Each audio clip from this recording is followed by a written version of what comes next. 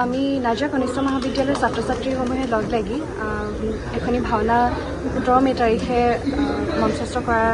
কথা আমি মনস্থ কৰিছিলোঁ আৰু সেই গতিকে আজি আখৰাস্থলী যিহেতু বৰ্তমান আমি গম পাইছোঁ যে আমাৰ দেশৰ যি অৱস্থা সেয়া অতি ভয়াৱহ হৈ আছে ভয়াৱহ অৱস্থাৰ সন্মুখীন হ'বলৈ আমি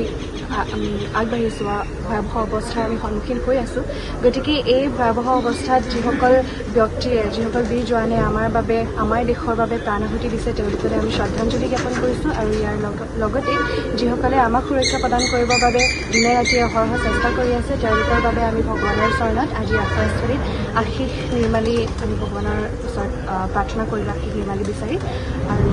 আশা কৰিছোঁ যাতে এই যি ভয়াৱহ পৰিস্থিতিৰ সৃষ্টি হৈছে সেই ভয়াৱহ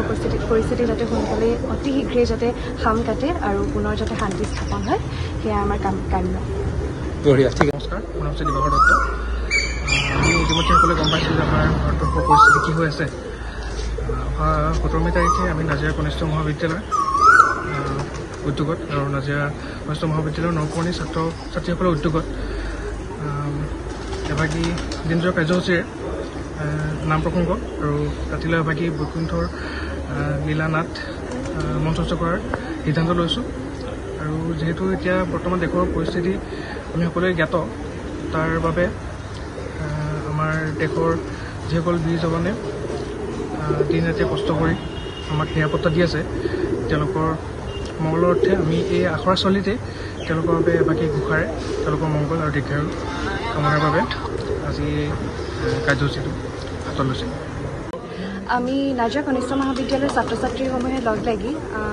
এখনি ভাওনা ১৭ মে তাৰিখে মঞ্চস্থ কৰাৰ কথা আমি মনস্থ কৰিছিলোঁ আৰু সেই গতিকে আজি আখৰাস্থলী যিহেতু বৰ্তমান আমি গম পাইছোঁ যে আমাৰ দেশৰ যি অৱস্থা সেয়া অতি ভয়াৱহ হৈ আছে ভয়াৱহ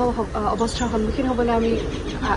আগবাঢ়িছোঁ ভয়াৱহ অৱস্থাৰ আমি সন্মুখীন হৈ আছোঁ গতিকে এই ভয়াৱহ অৱস্থাত যিসকল ব্যক্তিয়ে যিসকল বীৰ জোৱানে আমাৰ বাবে আমাৰ দেশৰ বাবে প্ৰাণ আহুতি দিছে তেওঁলোকলৈ আমি শ্ৰদ্ধাঞ্জলি জ্ঞাপন কৰিছোঁ আৰু ইয়াৰ লগতে যিসকলে আমাক সুৰক্ষা প্ৰদান কৰিবৰ বাবে দিনে ৰাতিয়ে অহৰহ চেষ্টা কৰি আছে তেওঁলোকৰ বাবে আমি ভগৱানৰ চৰণত আজি আখৰাস্থলীত আশীষ নিৰ্মালী আমি ভগৱানৰ ওচৰত প্ৰাৰ্থনা কৰিলোঁ আশীষ নিৰ্মালী বিচাৰি আৰু আশা কৰিছোঁ যাতে এই যি ভয়াৱহ পৰিস্থিতিৰ সৃষ্টি হৈছে সেই ভয়াৱহ